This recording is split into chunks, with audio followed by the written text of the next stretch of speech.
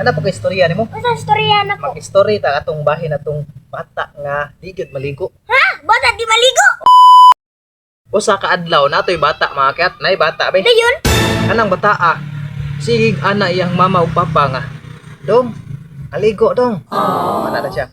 Oh, karon ma. Nya siya nakakita man siya nga gaduwa na iyang mga barkada dito. Mo to ni adto siya. Ito. Oh, ni adto siya. Wa siya kaligo. Pag adto niya, pagpadong pa lang niya. Yung ana iyang mga barkada. Sama rin. Kabaho ka rin. Diya dito ang nanimaho de.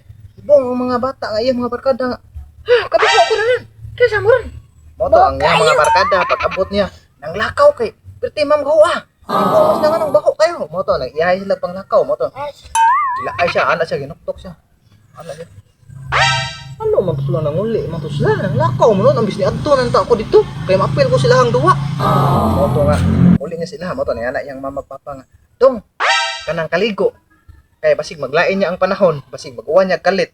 Basig masakit, hinoon ka, mabasa ka sa uwan. Mo to, ni anak yung mama. Mo to, ni anak siya nga. Oo ma, wag yapon siya maligo.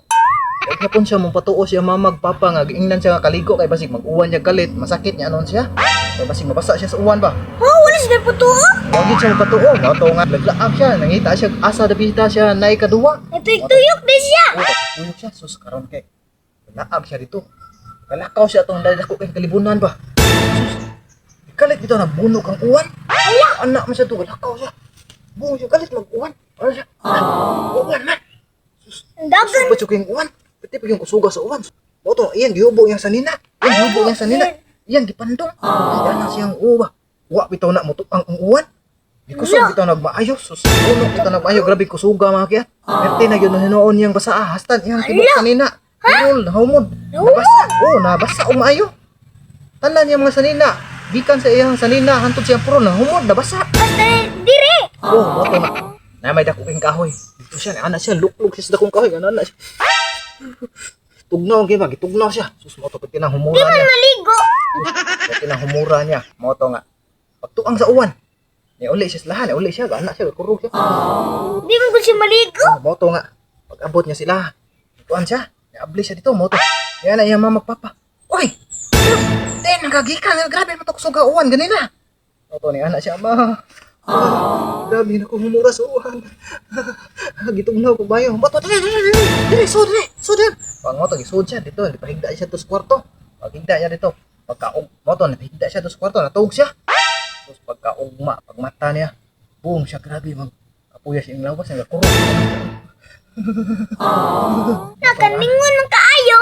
oo dito dai tungod sa iyang pagkaway kaligo sige Hindi siya maligo taga-adlaw. hindi siya maligo kada adlaw mo to nauwanan man siya nasakit na hinuon siya Oh, nilantan. nailantan siya mo to ani ana iyang mamang papa nga o lagi na dong ang amo kung tambag nimo nga kinahanglan maligo ka kada adlaw Maligo jud taga-adlaw ay. di man gid siya maligo sus mo to nga nailantan na nun siya nasakit na nun siya mo to ni ana sa siyang mamang papa nga ma pa ilang kay kung maayo ko ma kanang maligo na gyud ko kada adlaw mo O kana. mo ana iyang mamang papa kana mo na among gustong imong buhaton kinahanglan maligo jud ka kada adlaw Bawa man kay na kung di maligo taga-adlaw. kay kung di ka maligo, baho kay ka. Unya kung buduol ka sa mga tao, labi na sa mga tao nga imong kaduwa o kaila nimo, mupalayo na nimo tungod sa imong kabaho. Oh, bawa kay na sa tanan nimong lawas kung di ka maligo. Mo to nga. Nga na siya. Naglima, bantog ra hibong ko sa akong mga amigo, amiga, akong mga kaduwa. Duol na ko. Manapon sa akong bapa kay baho ko no. Yan. Baho dito kay ako dito. Ako dito nanimaho kay wa koy kaligo. Sige lang ma kay maligo na ko kada adlaw. Mo to pagkaayos sa bata. Kay naligo na siya kada adlaw be. Oh, kana. Pag-ayos bata man kaya naligo na siya kada adlaw na siya maligo, perminti na siyang hinlo, nya humot na kay siya. Moto ang mga tao nga iyang kailaw, ang iyang mga kaduwa. Basta magdoong siya, tawgon siya, paduulo na siya, kamayo na siya. Kay papilo na siya sa mga duwa ba. Paduulo na siya sa mga kailaw, papilo na siya sa tabi. Moto nga. Maligo Mo na siya jud. representable tungod sa iyang perminti na siya maligo.